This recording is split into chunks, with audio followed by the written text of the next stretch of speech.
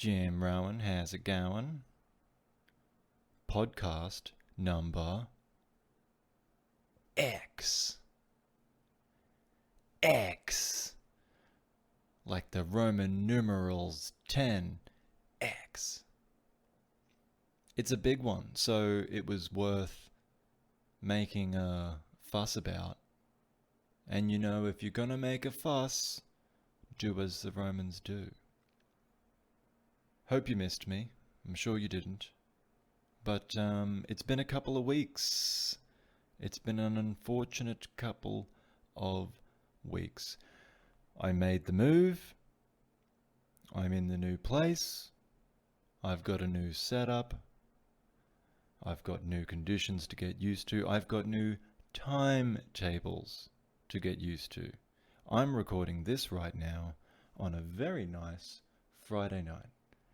The 11th of November, incorrect. The 11th of December, after a few beers, which might interfere with my calendar reading abilities. Might already have done. So it's a little bit late, but I've had an awful lot of wrestling to catch up on. And I've actually only just gotten the internet installed and ready to go and activated and working and cracking and surfing earlier today. Maybe 12 hours ago at most. So it's not been I've been hotspotting my mobile to make sure that I'm catching up on the wrestling. But I did have a really interesting break from all of it. And what I found was that,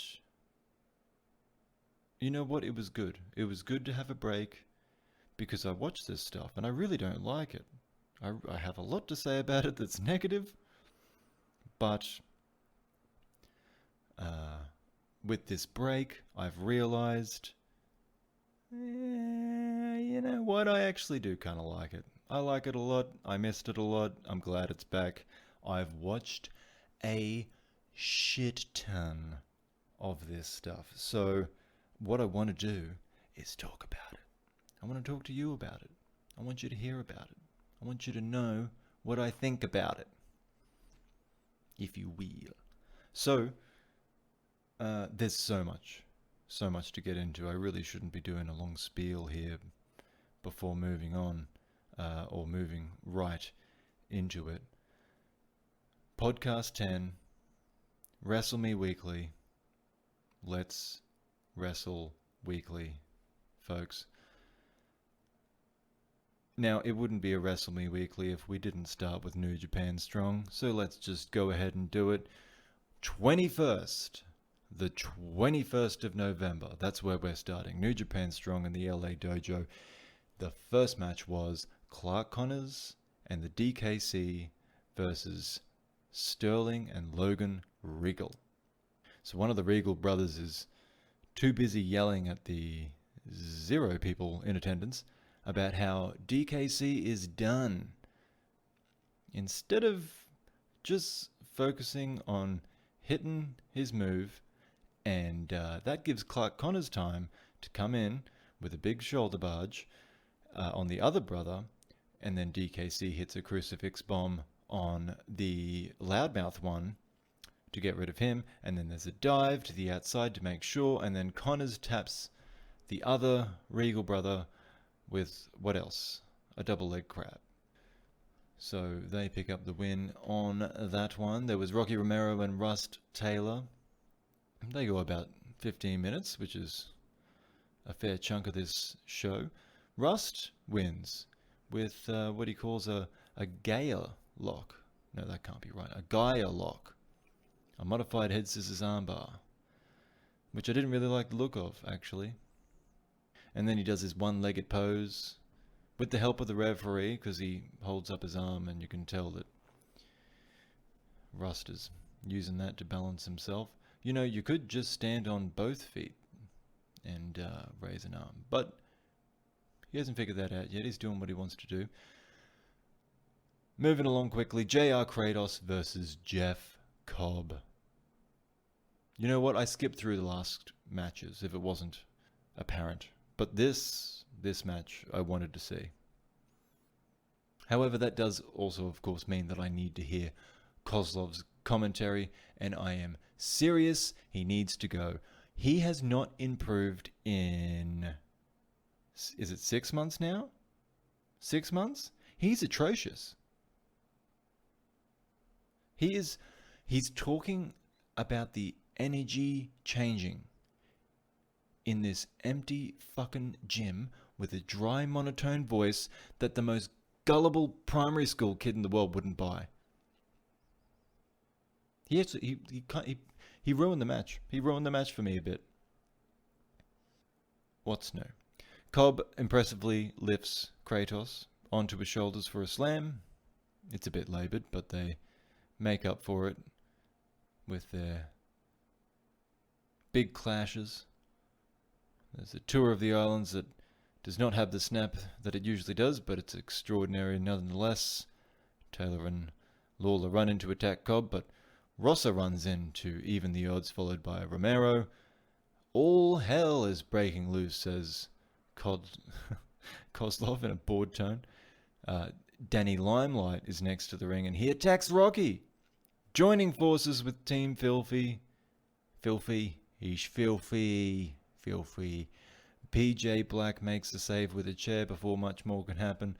Black offers him out 4-on-4 in sign language, and that becomes a match no one wants to see. Next match, IWGP US Heavyweight Championship, right to challenge contract. Kenta defending against David Finlay. They've got these short pre-recorded interviews. Finlay talks about wanting another shot at Kenta. Kenta brushes him off as light work. The briefcase bad typing. The briefcase that we've come to watch, we've come to understand, come to see, come to realize is a mess in real time over in Japan over the course of the G1, appears here unaffected, which just lets you know from the start, ooh, nothing's gonna happen in this one. No consequences to this battle. So yeah, anyway, it doesn't take long for Kenta to cheat, and it is set up in a contrived manner. He rolls out of the ring, he searches under the apron for a chair, while the referee holds Finlay back for some reason. Don't you also leave the ring, Finlay. You stay here. And because Finlay just wants the match to get back on track. He would, I'm sure, be leaving the ring to just pull Kenta back in. Do the referee's job for him. But no, the referee gets involved and makes sure to look the other way when Finlay pokes his head through the ropes and gets smacked on the noggin for his troubles with a chair. Kenta did kind of peek into the ring to see what was going on, but it was such a we planned this kind of a spot. And once again, New Japan referees are dumb as bricks. So, anyway, there was a briefcase shot attempt from Kenta that Finlay dodged, and he hit a stunner, but the ref had taken a bump, so it's not counted. Sorry, counted. Kenta hits a low blow, GTS finishes him. Bang, good as that. Kenta says Finlay got close, but he isn't as at his level. Oh, 4 beers was too many. This is a travesty, says Kozlov, completely void of emotional conviction in his words. What commentary. Thank you, Kozlov.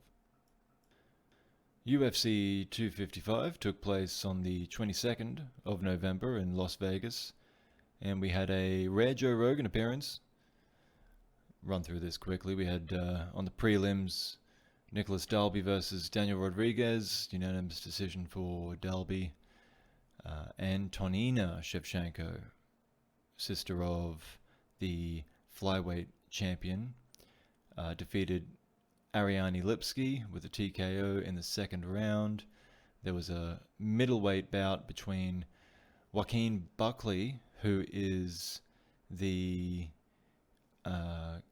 he's the guy that had that incredible knockout in October. That his first kick got caught, and then he spun around and kicked the guy in the jaw with the other leg. He defeated Jordan Wright via KO in just 18 seconds of the second round. Even though Wright was his undefeated guy, he was a bigger guy, but he was in big trouble at the end of the first round. After falling to punches, he was saved by the bell, and it didn't take long for Buckley to connect in the second round, and Wright just crumbled. After the fight, Buckley admitted that there was a lot of pressure created by the highlight reel knockout, but he wasn't just going to let anyone take his shine. And this was kind of interesting. He's getting aggressive in his post-fight promo, and he says like something to the effect of, there's a guy that's calling out him and he wants to fight him, but he at the same time doesn't want to say his name. He doesn't want to say his name, and Rogan's trying to get him to say his name because that's his job. And Buckley kind of shoots back, well, do your homework. You know who it should, you should know who it is. And Joe admits that he does know who it is. It's James Krause. He just wanted Buckley to say it. It was an interesting promo, and it was I'll say this much, it was a much better promo than it was, or than he gave after his incredible highlight reel knockout. So he's learning. That's good. Before we got to the main card, one more fight, flyweight. Brandon Moreno defeated Brandon Royval with TKO right at the end of round one. And it was because Royval dislocated his shoulder. So his coach popped it back in between rounds. I think if he had have made it just one more second, he might have been okay to continue in the second round. But at the same time, I mean, if it's already popped out once in the fight, it's bound to pop out again. So maybe better that he didn't continue. On the main card, we had Paul Craig against Mauricio Shogun Hua, and Craig won with TKO. End of round two, or toward the end of round two, and he pretty much dominated the whole fight, both on the feet and in grappling. Hua is, I don't know, he shouldn't be fighting anyone that's serious about this anymore. All respect to him. At flyweight, we had Caitlin Chookagian against Cynthia Calvillo, and Chookagian got the win in dominant fashion. I mean, it's unanimous decision. Everyone scored it 3-0 for Chookagian, who knocks out another potential contender, just making that division super boring. That's cool. We had a catchweight fight. Tim Means defeated Mike Perry via unanimous decision. This was kind of funny. Mike walked out to the wrong song, which while he's walking out, he's like, what is this song? It's Halo, by the way, by Beyonce. And he knows it, so he starts singing it anyway. He's got his pregnant girlfriend who's accompanying him to the ring. But not mentioned is his other corner person who paid for the spot and talked about it on Reddit. So there's I guess it would have been, I don't know if it was the MMA sub or the UFC sub, but he's probably a member of both. There was a guy from Reddit that, I think it was like $10,000 he paid to be in Perry's corner. And I think they couldn't play it up because I don't think the UFC was all that happy with the idea. Or maybe the commission, or maybe both. Which makes sense. I mean, as much as UFC are okay with being in show business, I think the idea that the cornermen are just like paying to be there and they don't need to be there, and the safety of the fighters isn't paramount, that's a step further. So I understand why they wouldn't want to make a big deal of that.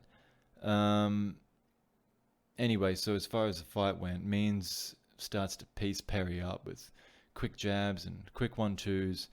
And he's really kind of just the better fighter. They go toe-to-toe in the third, and it's close, but Perry's face is definitely the worse for wear. And when Means gets his hand raised, he admits that he felt disrespected by Perry, who was on social media eating cheeseburgers, not taking him seriously. And, Perry suffered for it.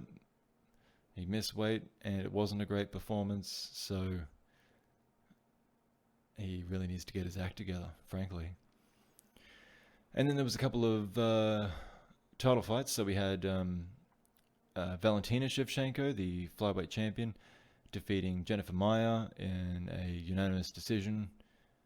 And the other flyweight champion, Figueiredo, defeated Alex Perez via submission, a guillotine, just a couple minutes into round one. It was a crazy scramble that led to the guillotine too. It was a fun fight while it lasted, which is a reputation Figueiredo was quickly gaining.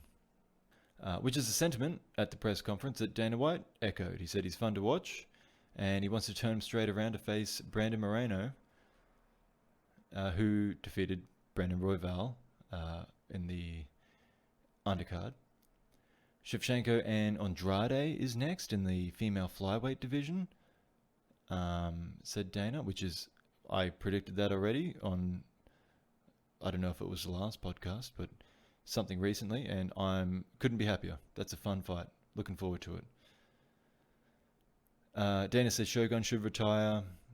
He says he likes watching Perry fight, and he doesn't really seem to have any intention of letting him move on, despite some pretty concerning issues that he's having.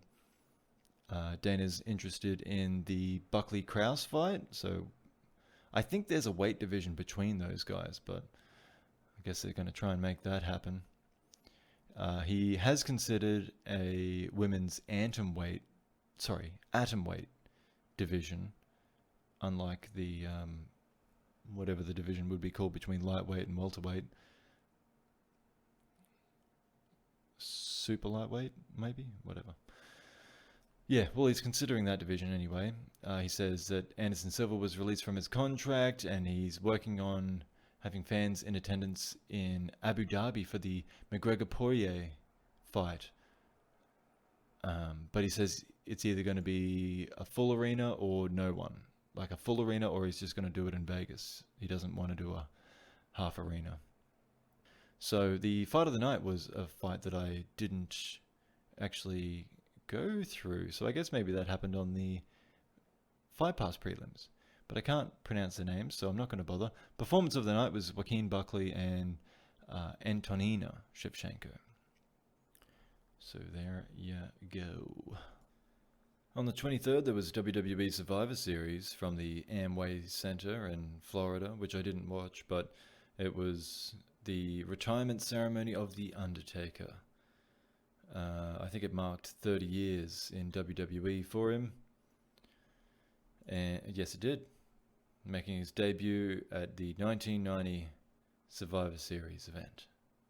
So, it was the show's final segment. Shane McMahon comes out, Big Show comes out, Bradshaw comes out, or JBL. Jeff Hardy, Mick Foley, The Godfather, The God Wins, Savio Vega, Rikishi, Kevin Nash, Booker T, Shawn Michaels, Ric Flair, Triple H, and Kane all entered the ring to kick off the ceremony. There was a video package. Vince McMahon came down, shared a message for The Undertaker, and then he came out, confirmed his retirement, and said that it's time that he rest in peace. Did the pose. An image of Paul Bearer, like a hologram, showed up. They tolled the gong, the bell, whatever, 10 times, and The Undertaker has retired again. That's it. Okay. And then on the 23rd was Best of Super Juniors. And I haven't actually addressed this. I'm not doing these New Japan shows. I am going to do Best of the Rest, all the stuff I've watched. Well, I mean, look, even if I wanted to, I haven't watched these shows. So the way I've decided to do it is I will just do like a miscellaneous, all the stuff that I haven't watched, catch up on everything I can, talk about it here. That's week 1, back. That's week 10. That's week X. Podcast X. And then next week, I think I'll probably binge the Best of Super Juniors, and then the following week I'll binge the Tag League, and I can just do comprehensive coverage of the tournaments as a whole, which I think would be pretty cool, and can, you know, just do a little extra on the end. But you know, for anything else I watched. But yeah, that's the reason I'm skipping the New Japan shows, apart from Strong, unfortunately. But the next one in line is MLW Fusion. This is number 111. And it's the 2020 Opera Cup opening round. TJP taking on Richard Holiday, who is a guy I really pretty... I like Holiday. And his douchey AirPods. I think he's a fun promo. I don't think his matches are that fun, but still, you know, that's not to say he's bad. He just isn't bringing anything to the ring that I need to see, necessarily, except his AirPods. So, yeah, Holiday beats TJP with a spine buster, followed by the Market Crash, which is the name of his move, and it might crash a market if they were banking on that move looking good. That's a good one. Holiday advances regardless, but it is unlikely that he gets past the winner of Low-Key and Davey Boy, which is the other opening round, opposite this one in the bracket. Leo Rush appears on the show. He's a rapper, I guess, because he's in a music studio. Actually, he's a rapper because he's in... Why am I assuming he's a rapper? That is problematic. He could be an opera singer. Or a podcaster.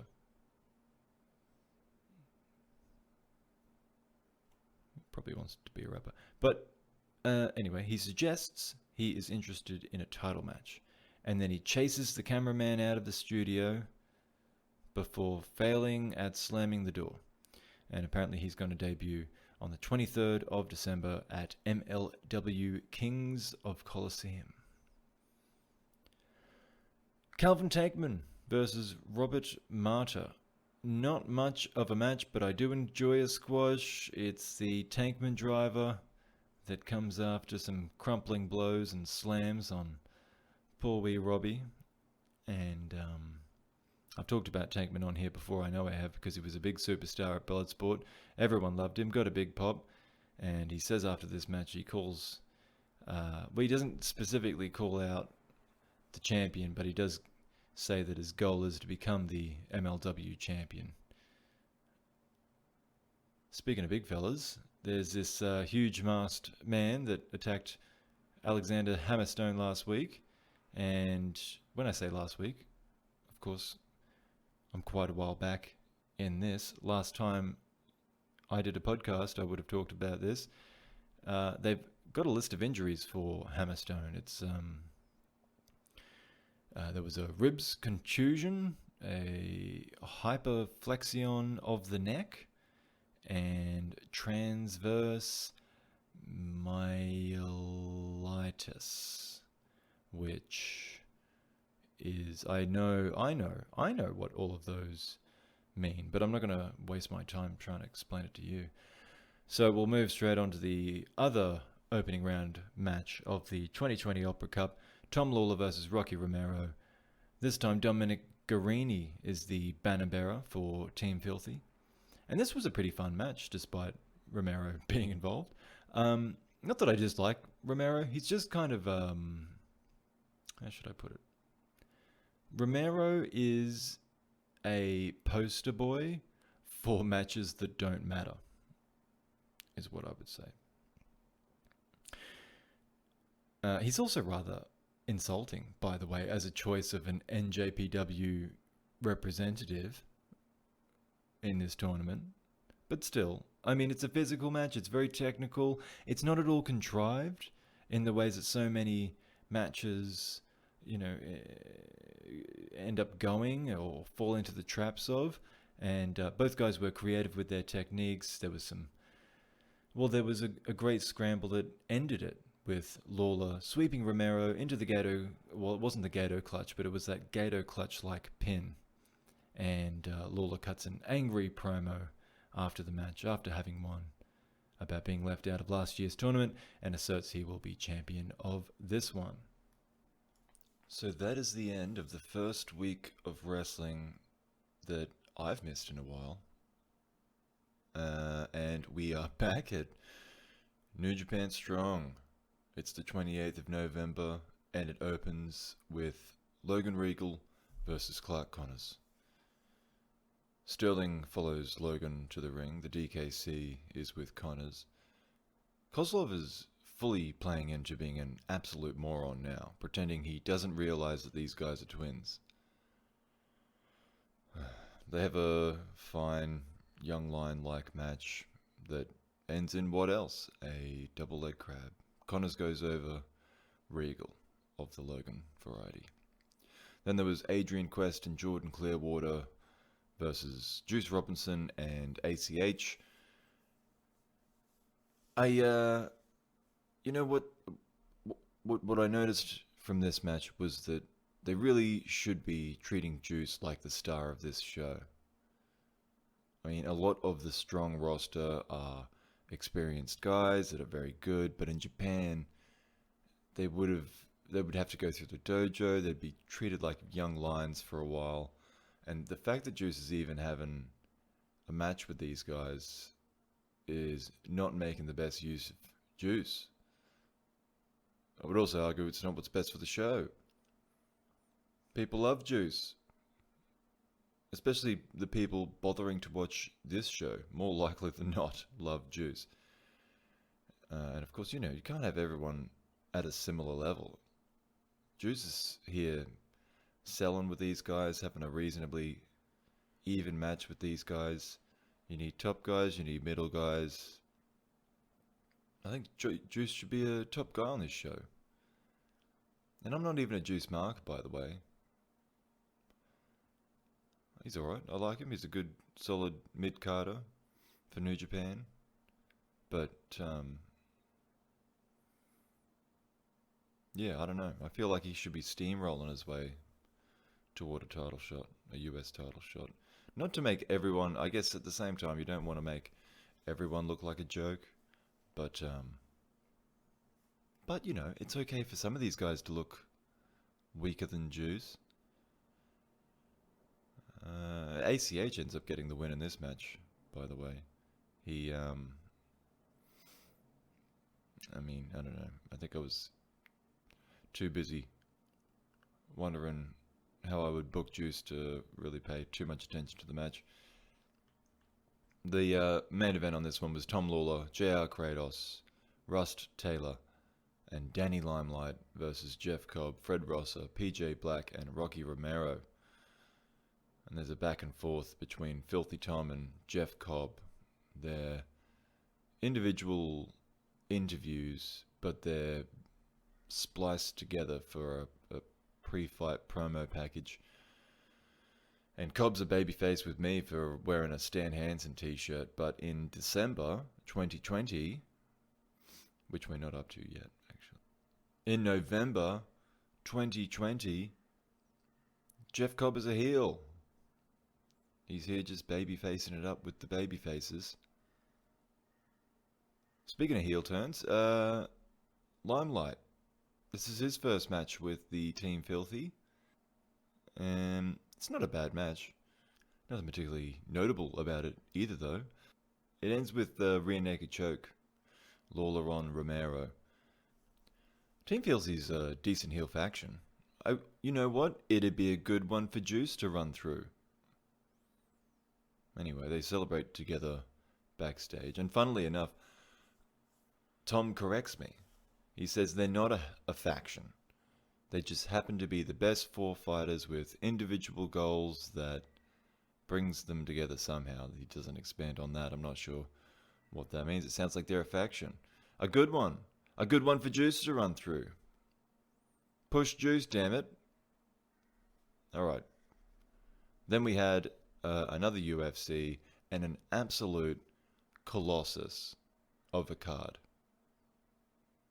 There was a heavyweight bout scheduled between Curtis Blades and Derek Lewis, but it was just the day before Blades tested COVID. He tested covidive. Is that one of those new Bradulina words? He tested positive for COVID. And, yeah. And then at the weigh-ins as well, this is rather less significant in terms of the card, but Viana weighed in 4.5, well, I guess that's really 3.5 pounds over the limit for women's bantamweight. So it went ahead at catchweight. Ashley Evans Smith picked up 30% of her purse, which is probably about $100. And did I see that? I don't think I even watched this card, but Viana beat Ashley Evans Smith, so actually she dominated Ashley Evans Smith 30-26 on all the judges' scorecards. So that was one of the fights on the main card. There was Jonathan Pearson defeating Kai Kamaka the third. Kai Kamaka. Okay, I guess that's a repeatable name. He won with TKO, round 2. There was a featherweight bout between Bill Algeo and Spike Carlisle. There's another cool name. Unanimous decision. Parker Porter beat Josh Parisian. Another unanimous decision. Welterweight. Miguel Beza defeated Takashi Sato with an arm triangle choke in round 2. And then the main event. Anthony Smith defeated Devin Clark via submission, a triangle choke, at 2 minutes 34 of round 1. And Smith's, look, a very likable guy, a very well-spoken guy, but he didn't say anything interesting, bless him. And it just kind of was indicative of the card in some ways. Mostly in that it was not interesting, the entire card. The performance of the night, though, went to Anthony Smith, Michael Beza, and a couple other, I guess, more undercard fighters. But yeah, I mean, I only kind of really skipped through this to find some highlights, and I feel like I missed exactly nothing. A bit more hyped, though, was an event on the 29th as well.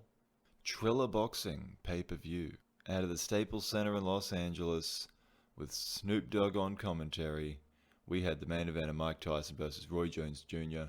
going at it in their 50s.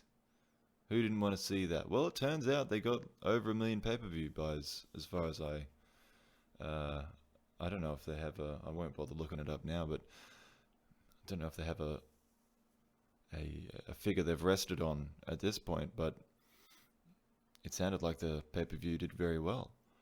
I personally watched it. Oh, excuse me. Oh, I should cut that out. No, that's all right. No one's listening. Yeah, watched it at my new local pub, which is a short stroll away, so that's pretty cool.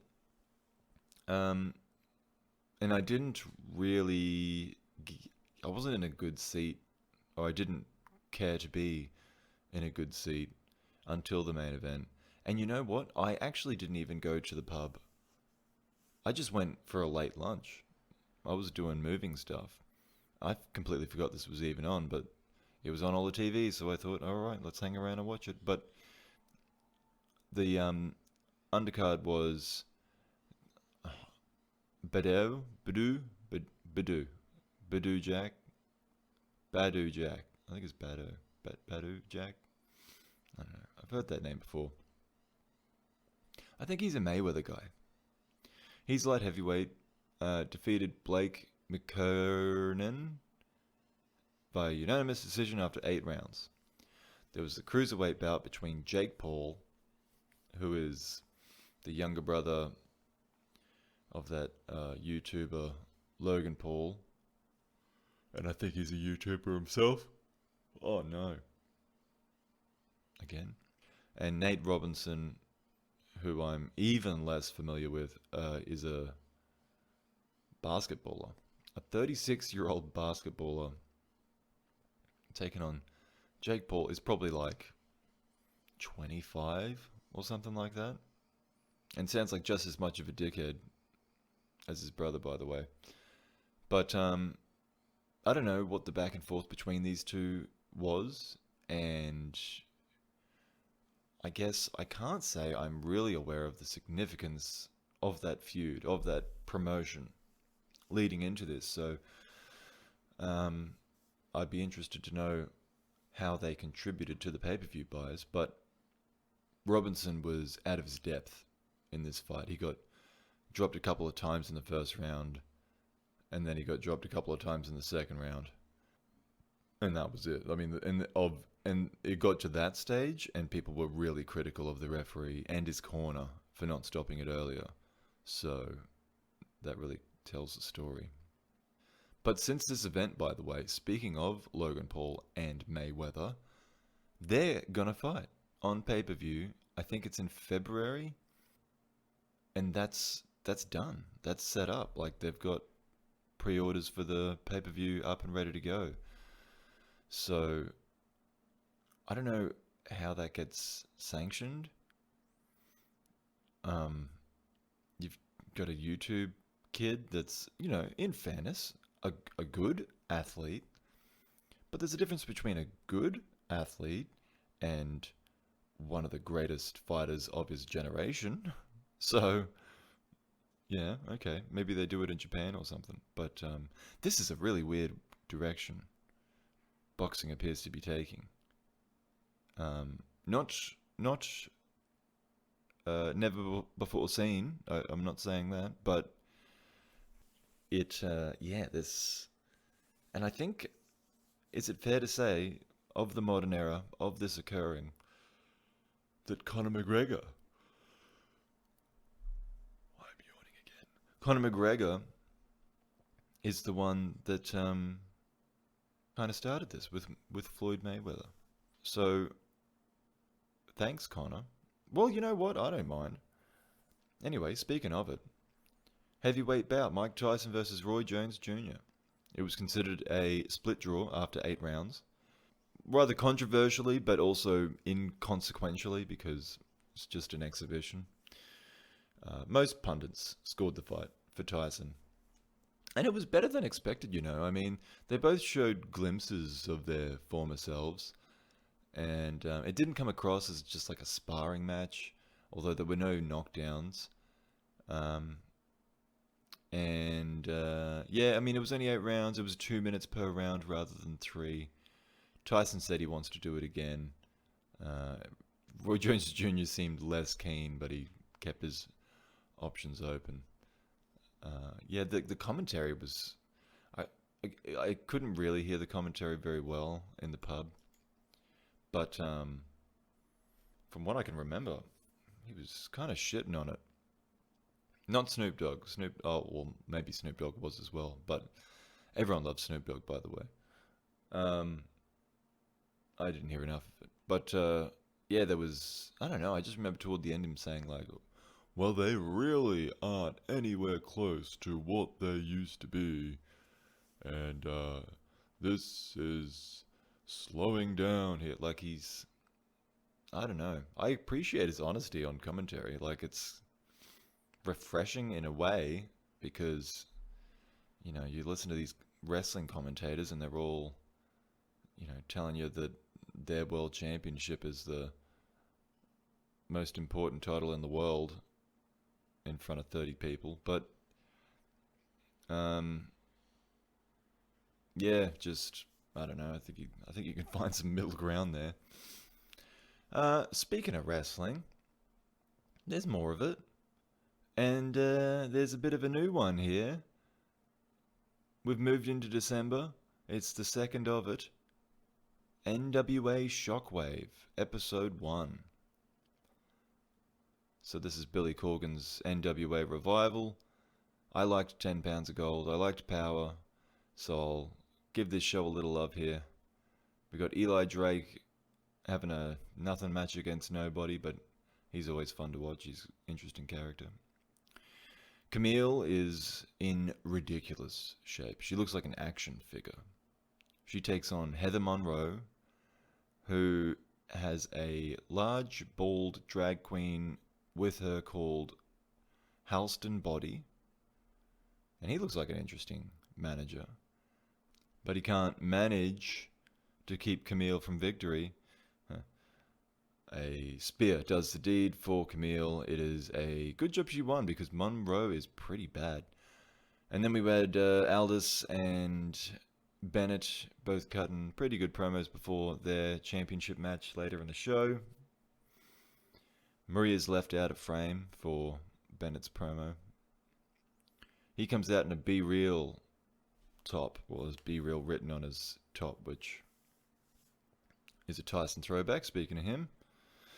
Both men are in great shape, by the way. Apparently these matches happened in September. So,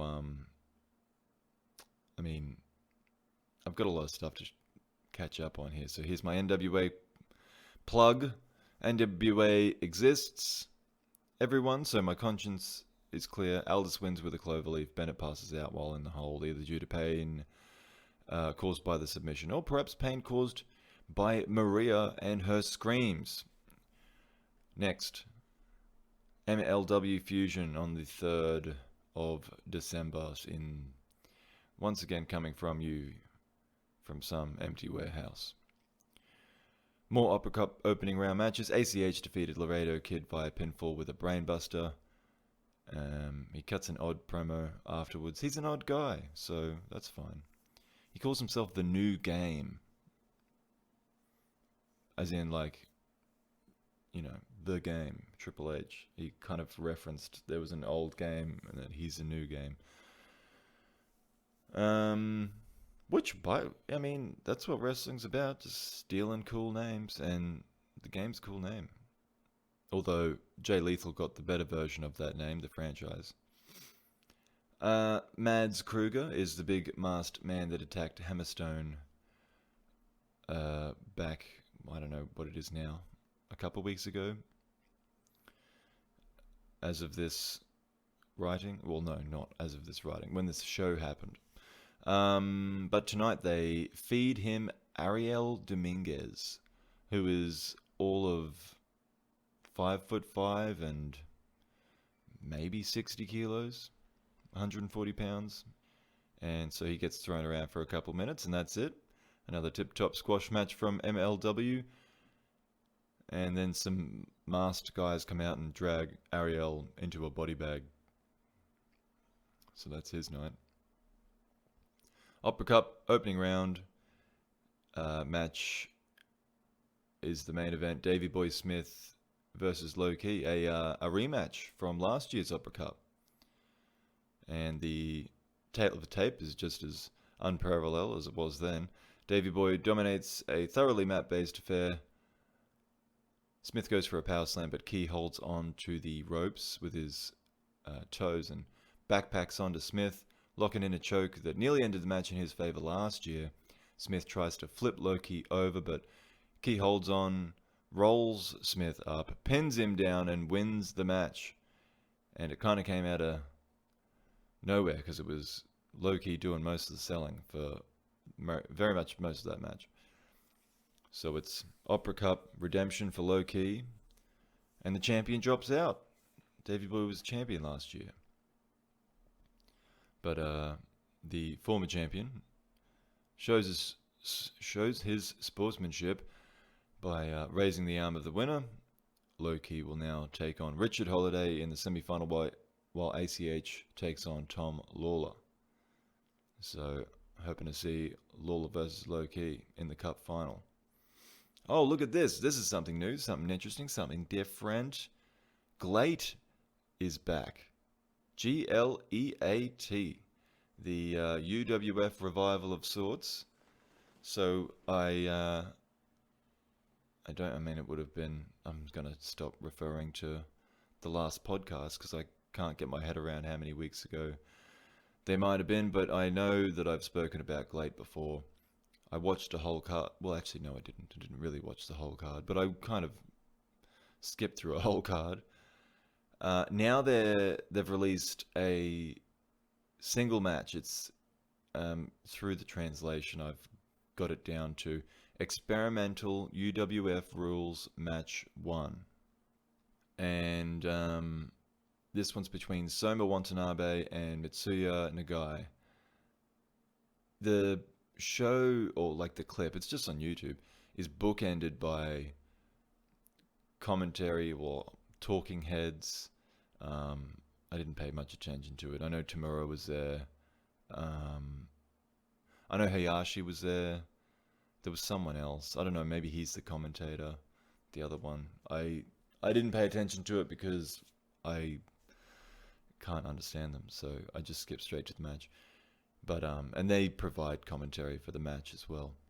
So I don't know if that adds something to it, but well, I'm sure it does. It adds something to it, but it's lost on me. So they have the 5 points up in the corner for each corner, the 5 points per corner per fighter in the corner of the screen. The camera angle's an odd one. It's a balcony view, not top down, but like side top down. There's a couple other cameras in use as well, but that's the main one. It's a mat-based start, realistic grappling, at least in terms of techniques. Watanabe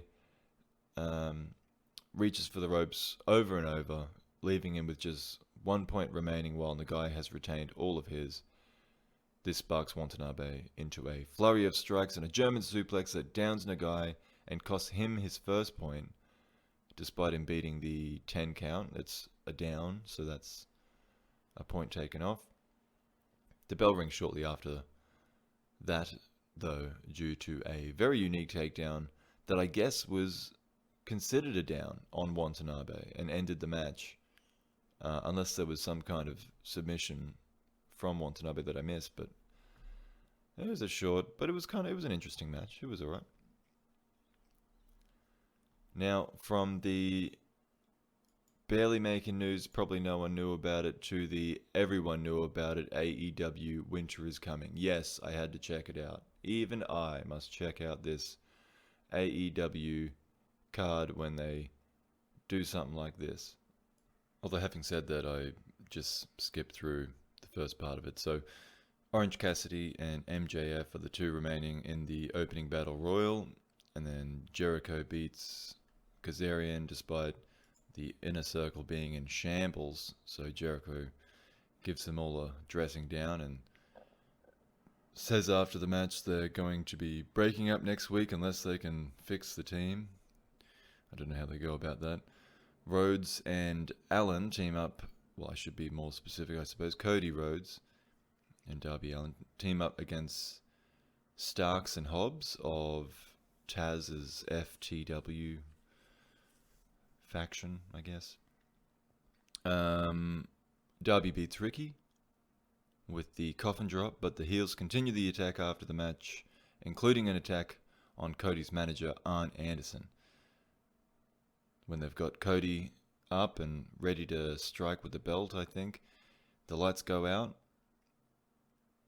And it's Sting! It's a shame there wasn't a real pop for this, but it was I mean, the fans in attendance go nuts, and Tony Schiavone goes nuts, which is fun. But it was a really cool entrance. Like, the visuals were great. They had, in keeping with this winter theme, the like kind of, I mean, it was a pretty, I don't know, I think it was probably a kind of a contrived video package, but it wasn't bad. It was just kind of that, ooh, look at these, snowy landscapes. And then, I don't know, it's just one of those things. It's like 101 video editing. But it looked very nice. And, there's a crow in a couple of the clips here and there. And then Sting's name shows up. And it's a cool song, and it had the snow effect in the arena. So you could see it sticking to poor old Steve's thinning hair. But, yeah, he kind of comes out and the heels bail, and he goes and squares up against all four baby faces in the ring, and that's kind of it. Like, yeah. And then we get a little notification that Sting speaks next week. But the main event is the real reason I was here. Actually, no, I heard about Sting too. I wanted to see that. But AEW World Championship match between Kenny Omega and Jon Moxley. Just fix that up there. And there's a 60-minute time limit on the match, and if it were to go beyond normal television time, AEW have said the TNT will stay with the action until the end. Don Callis joins the commentary team and explains his connection with Omega, describing his family. Moxley gets the backstage walk into the back of the arena as part of his entrance. He's walking past all those empty seats. Omega is 7-0 in singles action, having been largely a part of the tag division this year, while Moxley is 21-0 in 2020. It's a good match. There's some wrestling, there's some brawling. Moxley is the first to hit his finish, but Omega kicks out of it.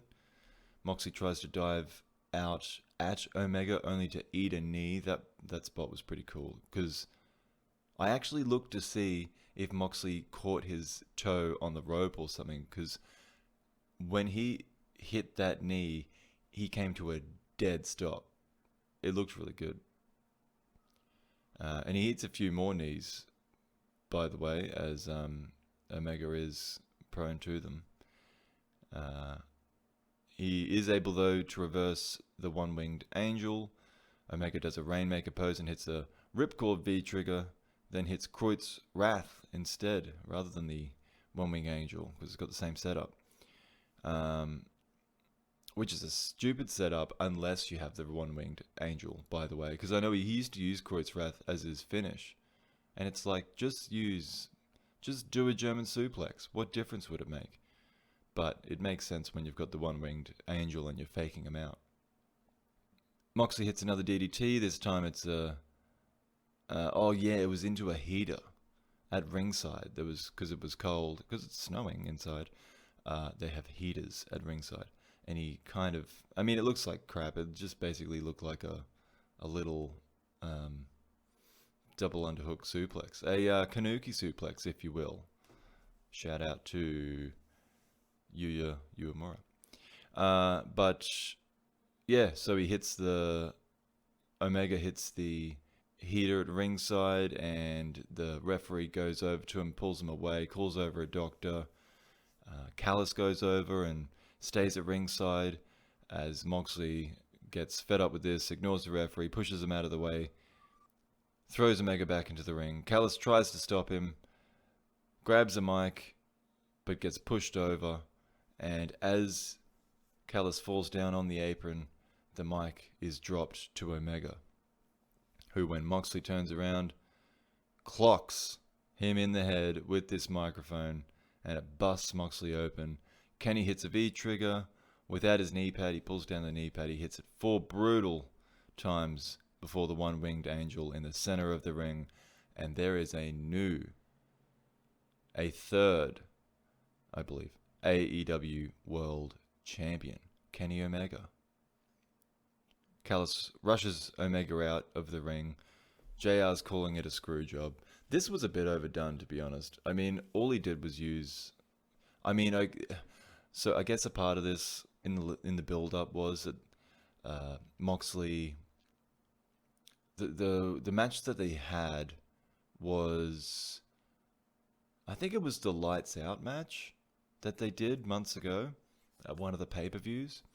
And this one was billed as, well, Omega saying, "You can't beat me in a straight wrestling match." So of course that means that he's the one that cheats. But it was just, it was good in that it was just one strike with the weapon, like making the weapon strong. And he didn't, and it was just kind of, that was the turning point, even rather than the finish. He hit his knees, he hit the finish. So, yeah, I don't know. This happens all the time on AEW. It's not even like this is a AEW being the victim of other people's terrible booking. AEW does this shit, I'm pretty sure. So I don't know why they had to rush out of the arena. I guess because the title's on the line, that makes it a big difference. Or I don't know, is Moxley just so loved by the people, or whatever? Anyway, they rush out. There's a waiting car, and a microphone catches up to them. That what's his name, used to be on NWA. Well, was it? No, not him. It doesn't matter. Some guy catches up to Callis and says, like, what's going on? Like, explain yourself. And Callis says that they'll tell everyone what happened on Tuesday. What? On Tuesday? But Dynamite's on Wednesday. Well, he's going to tell the world on Tuesday. Access TV, Impact Wrestling. Cross-promotional angle. So we'll get back to that when it comes up. Is it actually New Japan Strong again? Oh my god, okay. That's week 2, folks. Week 2. We know a new week has dawned when I get to complain about Alex Kozlov. So once again we start with the Regal twins, and Kozlov calls them Regal Sterling and Regal Logan. And he asks, how can they be twins with different surnames? And this is jumping the shark. In a different way, in a new way. Because unfortunately, hate is a strong word. I wouldn't say I've hated Kozlov from the start. I've hated his commentary from the start. Eventually that turned into hate for the man himself. But from day one, he's been bad. And recently, I've taken a teensy tiny, ever so slight liking to the idea that he is now embracing how bad he is by leaning into it and trying to be a bit funny with it. But it's like 2 weeks into that and he's already gone over the top. Just ruining that fleeting promise that he had. He knows their names. If he didn't, he should be fired. They can bring in one of the fans and they would probably do a better job. Sterling goes over DKC. That's the match. It was a powerful counter to an omoplata crossface. DKC had him in a crossface. And it wouldn't have worked on a larger man, but he just kind of powers back, bridges up, I guess, powers back, switches the momentum, earns a pin. And the brothers backstage are a terrible promo, individually and collectively. We won't go into that. Blake Christian versus Alex Zane. I heard Alex Zane got a WWE contract. I don't know if that's real, and I don't care enough to look it up and confirm. I just heard that on the grapevine. Maybe I just heard that he was wrapping up dates, and that appears to be the case. I don't know, but if that's the case, I can't imagine them doing anything with him. I hope he makes a ton of money sitting on his ass, because these guys are pretty good.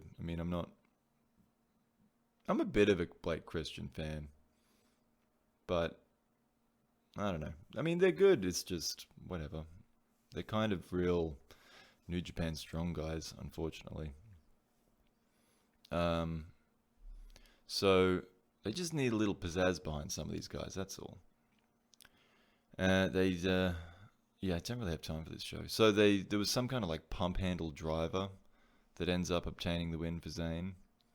And then there was, oh my god, Kenta, Hikuleu, Tamatonga Tangaloa, and Jay White versus Carl Fredericks, ACH, Brody King, Dave Finlay, and Juice Robinson in an elimination tag match, but it includes over the top rope eliminations. Now, first out is Hikuleu, which is a satisfying surprise.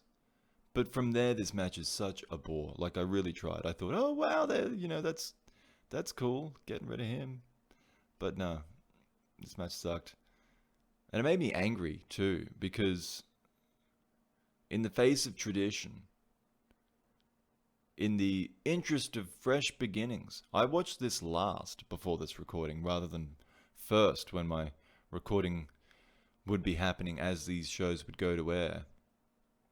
And the low it left me on is not appreciated. So if the start of this podcast was not to your liking, blame this episode of Strong. Although, that's, by the way, exactly why I gave up and skipped to the end.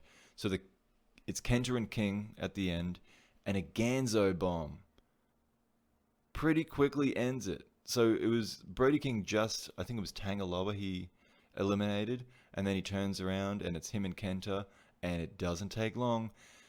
Brody King hits a Ganzo bomb and pins Kenta, which I was very surprised by. But that's definitely a guy they should be pushing as well. That's a dude with a look. God damn. And he keeps his promo short. He makes it clear he wants that briefcase. He calls out Kenta. Pretty cool. Good ending. All right. We're toward the end here. What are we? An hour in. Okay. Yeah, just a couple other things to run through. So there's a UFC card. UFC on ESPN. Again from Las Vegas. At lightweight. This was on the 6th of December, by the way. Jordan Levitt defeats Matt Wyman.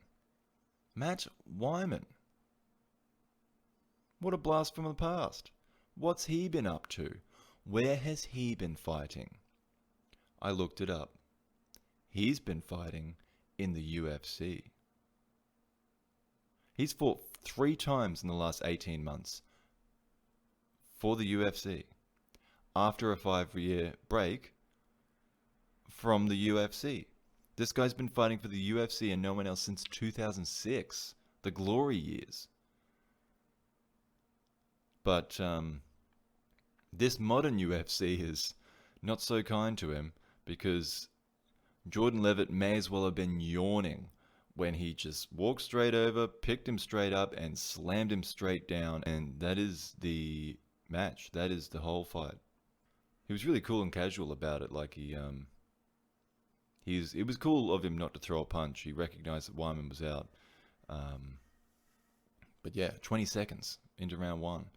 And Levitt was making his debut, and he's really oddly friendly for a fighter. He seems almost squeamish at the sight of his own knockout in his post-fight promo. And then Wyman would go on to retire after this fight. At light heavyweight, we had Roman Dolidze defeating John Allen.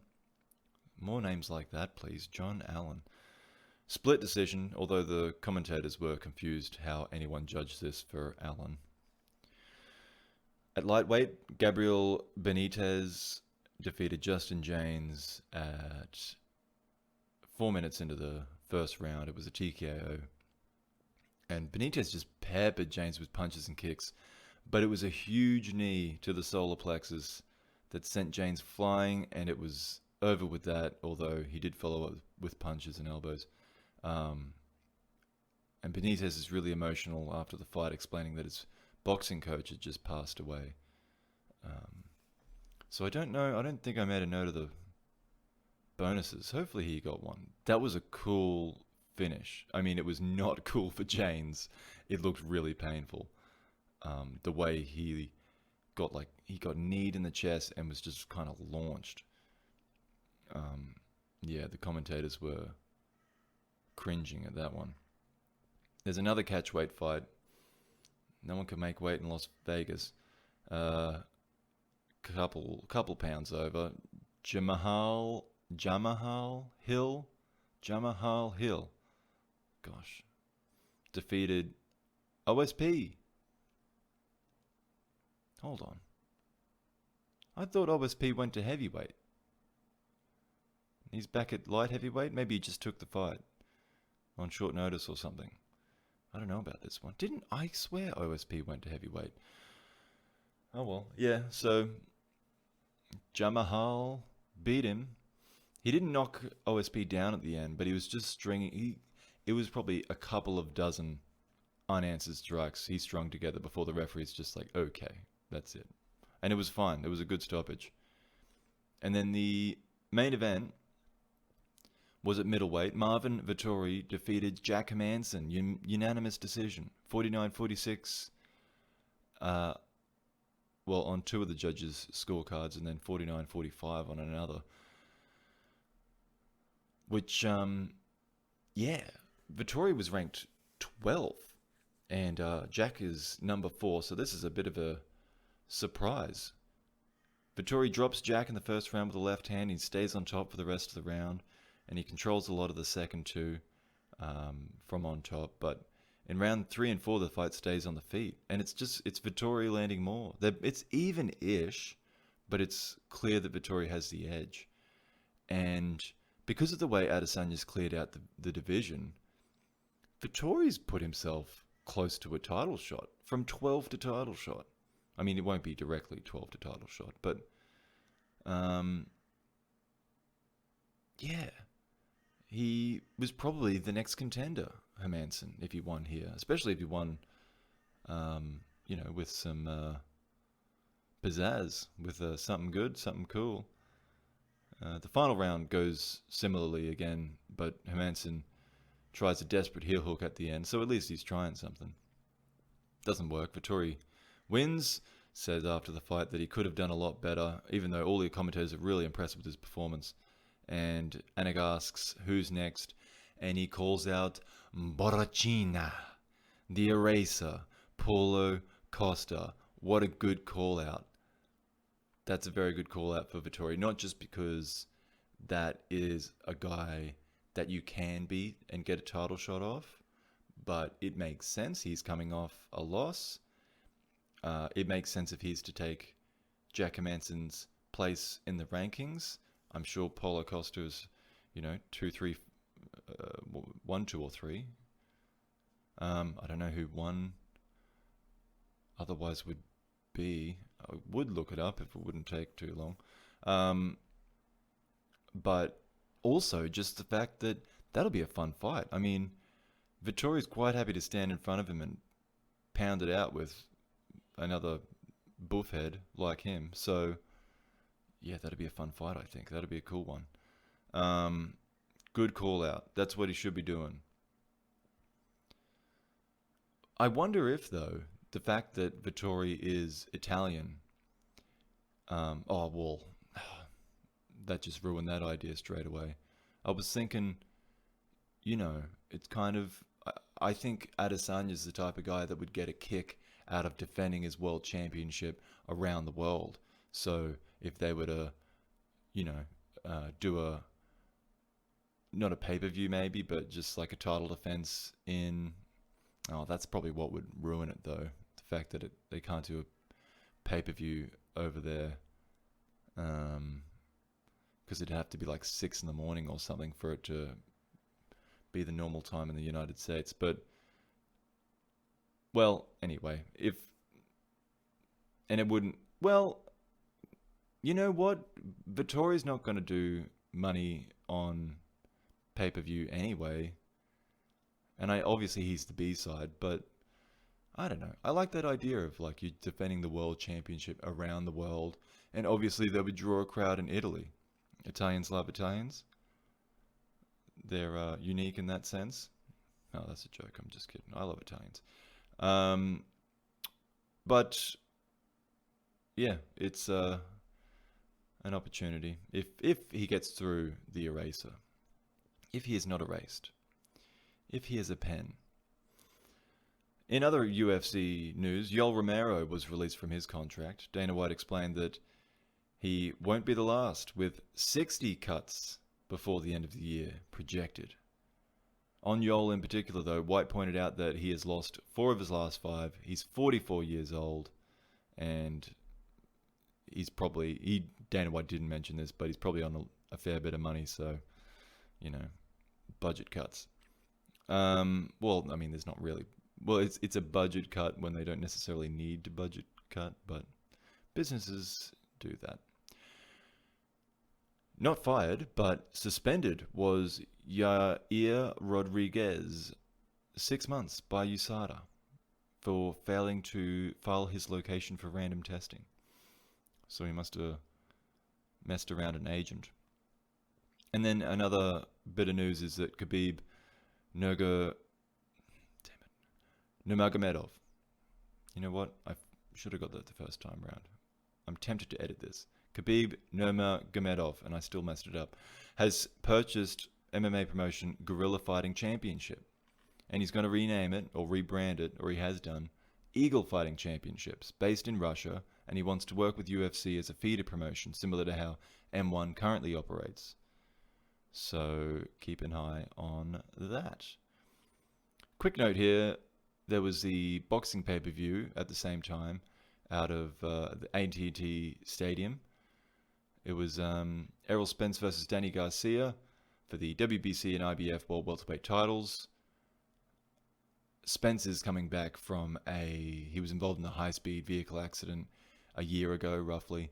He was drink driving his Ferrari, not wearing a seatbelt, went through the windshield, and miraculously escaped with no broken bones.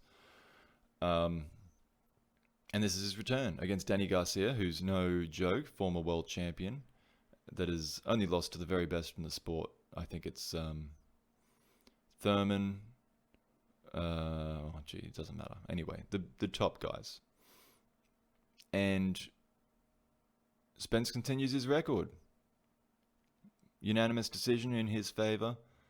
He's got that's his 27th win without a loss. And, Terence Crawford's another one. Garcia's lost to, I'm pretty sure. But that's the fight to make with Spence. I think boxing politics is maybe going to keep those two apart, but I think Thurman's in there too, but I think that's really it's Errol Spence, Terence Crawford, they're the undefeated guys. That's the big, true welterweight king championship match. That will probably not happen. They'll have him fight Jake Paul instead. There was one match I wanted to get to that I didn't, but I will watch it. I might watch it straight after this. I heard great things about a Noah show that also took place on the 6th, on this Sunday. A GHC heavyweight championship match between Go Shizaki and Takahashi Segura. So I've got the link right there. I'm gonna watch that. But let's finish this off first because we're running out of time. Impact Wrestling. All the AEW fans had to check out Impact Wrestling on the 9th to find out what Omega's doing with his AEW title. And the show opens with highlights from the championship match between Moxley and Omega. A little bit later, there's a mock ad. It's Tony Khan, Tony Schiavone. They say they paid for this ad. I don't know if it was like purposely retro. I don't know if they just liked that idea or if that was kind of that they were cheaping out on how much they paid for the ad. I don't know what the exact idea behind that was, but Khan does most of the talking. He's pretty passive aggressive about the situation, but I like that. I like that that's what his gimmick is here. And we eventually get to the interview with Omega and Callis, most unfortunately conducted by Josh Matthews. Callis takes this opportunity on camera to unscrew the nameplate of Moxley and put Omega's nameplate on the title belt. And Callis explains Omega's career has been guided by him all along, and this AEW title screw job was a long time coming. He does most of the talking, but Omega chimes in at the end. He calls himself a collector. He starts comparing the titles from around the world to original comic books, like the first Superman comic is the AEW title, and the first Spider-Man is the Impact title, stuff like that. And you know what? In fairness, those comics are probably worth more than those championship belts are. I don't know. I don't know how many of them are in production. I don't know much about those things. But I guess like a mint first edition Superman comic or graphic novel. Why is a comic a bad thing? I guess because that's what's in a newspaper. It's not a comic, you know. But I don't know. Just call it a comic. Oh, that's a cool name. But yeah, I wouldn't be surprised. I'd be somewhat aghast, but I wouldn't be surprised if that went for like $50,000. Or you know what? Even $100,000. If someone said, did you know that they go for $100,000 if you have a mint condition? Because what are they from? The 50s? Yeah. I could buy that. I mean, I could not buy that. Sorry. I could buy that idea. I certainly could not buy that comic if that's the price. And would not. But I don't think it cost $100,000 to create the AEW World title, as pretty as it is. So I feel that's fair. It's nerdy. It's different. But it's Omega. That's all right. That's his gimmick. That's his person. That's his being. So yeah, basically what he's saying is he wants to collect a bunch of titles, which is a fun gimmick. You know, what's his name? The not the J Cup. What was that title in the 90s? New Japan. Oh, come on.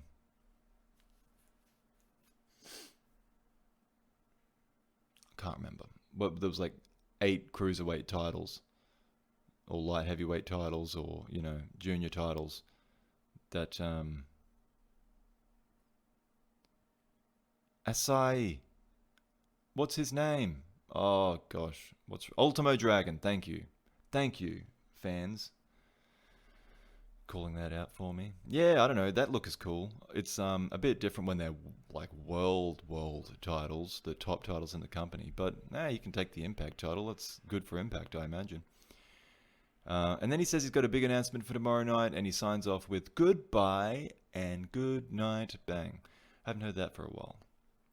Although I don't watch AEW, so where would I hear it? So there was another Shockwave episode. I decided to watch this, NWA Shockwave on the 9th.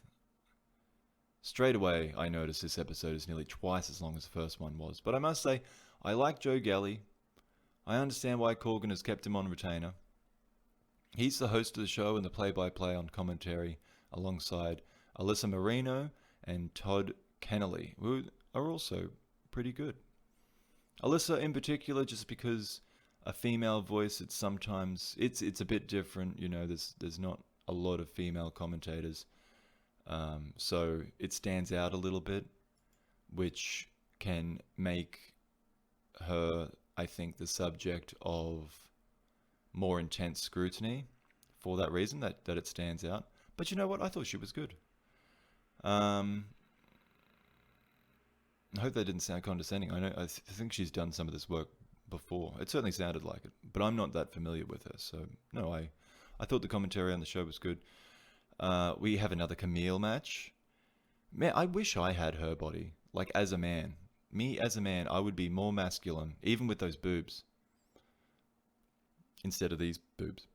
No, and not to say that Camille looks masculine, because she's still very attractive.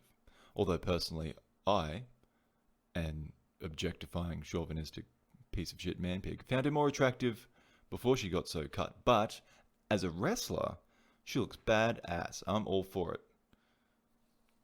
And the more traditionally pretty woman opposite her is quite exaggerated in her movements. But don't mistake that for laying it in, because it's the opposite.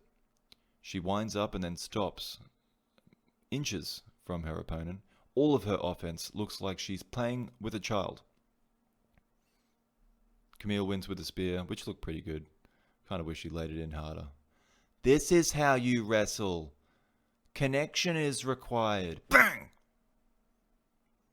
Aaron Stevens got a new gi in black and yellow, which is not very traditional colors. But then again, I'm not familiar with the traditions of Mongrovian karate. So he cuts a funny little promo. He faces Trevor Murdoch next week for the national title that Aaron Stevens possesses. We had Eli Drake versus Watts, and these two jaw-jack at each other. And this reminded me, I think I've talked about it before, but the NWA has a lot of good promo guys. So as far as silent audiences go, I think the NWA has a decent chance of making something of that by turning up the in-ring trash talk. You know, you can't usually hear that, so it brings something different. So one of the things Watts is saying is he thinks the fans at home are chanting for him. He's full of confidence, this guy, but that works against him because in the end, he's taken the time to taunt when he's got Drake in a bad position, a vulnerable position, and rather than just finish him after an otherwise even match, Drake takes that opportunity to counter and finish Watts to pick up the win. By the way, Watts is probably this fellow's surname, but in WWE fashion, for whatever reason, he just goes by Watts. That's it. That's his name. And then the main event was NWA Women's Championship.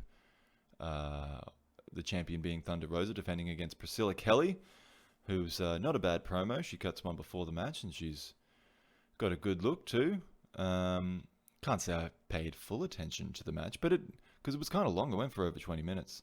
And, you know, I'm sorry, but there was a lot of wrestling for me to get through. I'm kind of skipping through it a little bit. But it actually looked like it was a pretty good match from I watched a little bit and then kind of skipped ahead a little bit, watched a little bit. It was pretty good. And I like Rosa. Been a fan of hers since NWA restarted. And it was the Thunder Driver that gets it done for her to retain the title. That's another one, I think, kind of similar to New Japan Strong. I would be taken out of it a bit more if I watched AEW, because I don't know if Rosa even has the title anymore because they've been defending it on AEW. So I don't know if there might be a bit of a issue in continuity there. MLW Fusion 113 coming to you from some empty warehouse. Calvin Tankman is back and he squashes poor Zenshi. Well, you know what? It's not really a squash. Zenshi puts up a fight. His kicks in particular caused Tankman some trouble, but he gets Tankman down. He goes for a dive off the top rope, and Tankman hits him with a spinning back elbow, which stomps him on a dime. A driver ends his night relatively early. Again, not a squash, but not far off it either. Tankman is claiming that that's just a small taste of what the heavyweight hustle is, well, he as the heavyweight hustle is bringing. Whatever, that was what his promo said. Team Filthy's newest member is Kevin Koo, and he joins Dominic Guarini to create Violence is Forever and take on jobbers Dugan and Marta. And it was a Guarini brainbuster with a kick from Koo for good measure to get the job done quickly. And that was a squash match. And then we have Opera Cup semi-final, Low-Key versus Richard Holiday. For some reason, these guys had a pretty even contest. I mean, obviously, Holiday has a size advantage, but Low-Key, I don't know. I feel like he's kind of on a different level here, like a world championship-ish level. So, I mean, he does win in the end. It's a double foot stomp off the top rope, and I think he calls that Warrior's Wrath, in this promotion at least. And, yeah, that ends the contest and sends Low-Key into the Opera Cup final. So, oh, and he had a look at the Caribbean title as well that Holiday possesses. So, I guess these two might have another match for that. Then the main event on this show was the MLW World Tag Team Championship. The Von Erichs, Marshall and Ross, Von Erich, the champions, defending against Contra, Jacob Partu, and Simon Gotch. Stranglehold is a great entrance theme, by the way, which is the Von Erich's entrance theme. And they rightly continue playing it while the fight goes on before the bell, because Contra meet the Von Erichs on the ramp. And then, it starts as a brawl. There's a bit of a match in between, and then it ends as a brawl. Team Filthy come out, they interfere. The match is likely thrown out, but we don't know yet because the show ends while there's just a big commotion. Now, GLEAT had another event. Well, not another event. I think this was a part of the same taping.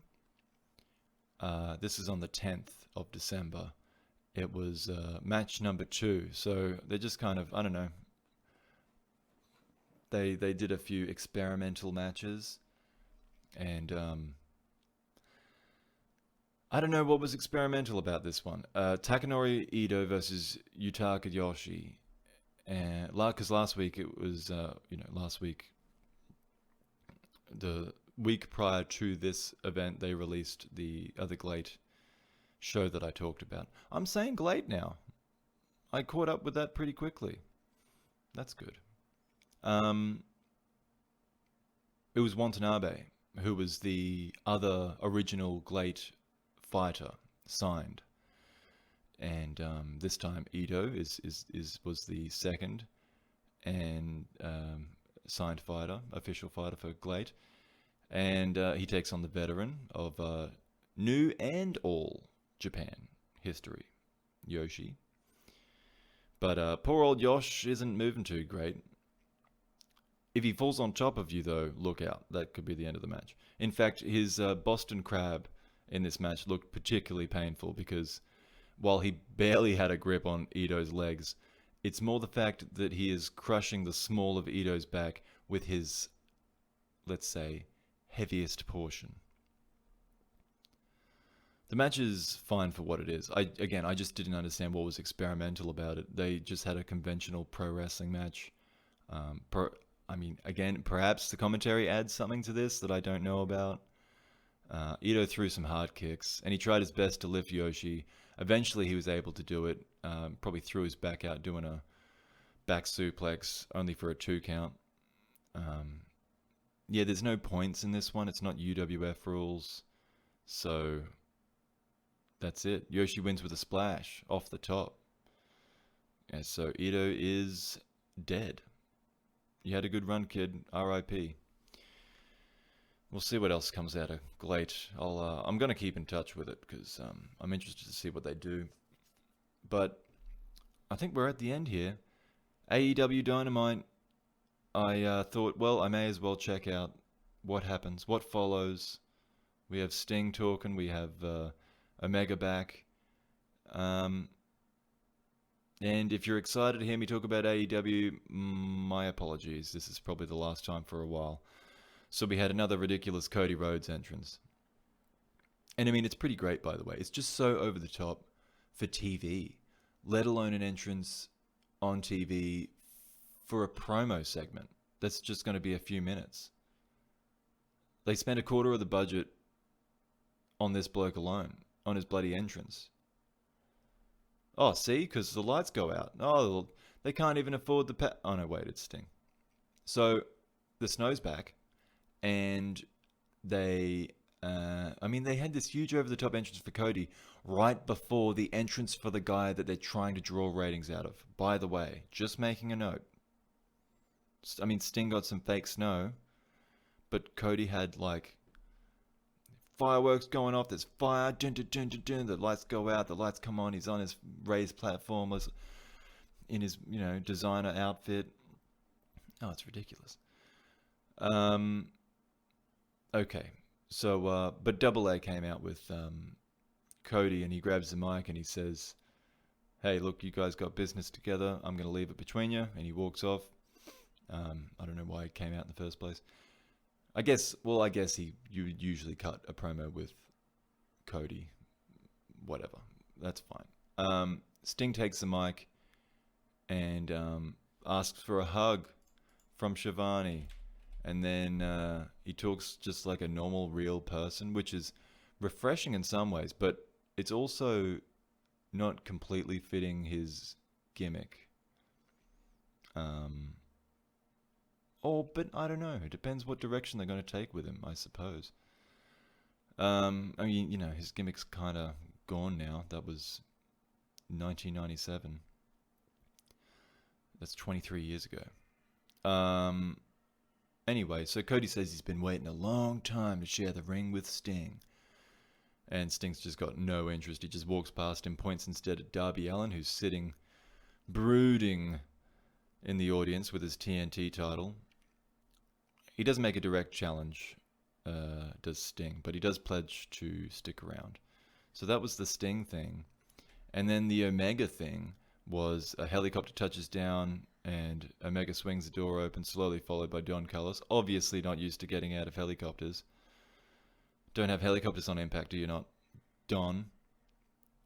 And yeah, Callis says they created AEW because, or he did, well he says they, but because they put together the Omega versus Jericho match that Khan himself admitted started All Elite Wrestling. So Omega calls his match with Moxley a 7-star classic and signs off again with goodbye, good night. But I don't know, maybe I wasn't paying close enough attention. I don't know what his big announcement was. I must have missed it. But it doesn't really matter because I'm not that into this. I was already like, I skipped through the show and just, again, I don't want to shit on it. If you enjoy it, that's good. I'm glad. I want these guys to be successful. I don't, this Hollywood, this bad acting, this, I mean, it's better acting than WWE, but I don't know. This soap opera stuff doesn't get me going. It's just not for me. It's fine. You have it. Enjoy it. Love it. Cherish it. I will say this, though. It's nice to have the old Kenny back. It kind of reminded me of when he was like freshly the leader of Bullet Club and he had something to prove and he was still a heel. Not that end of the run Bullet Club leader Kenny when it's all infighting with the... Oh, that stuff sucked. But that brings us to the end at an hour and a half here. Wow. I must apologize if this was a bit rusty. But yeah, been off a little while. I hope not to have another break, to keep it consistent. Internet's connected now. I'm all set up. Shouldn't be any problems from here. So until next time, which should be next week, have a good one.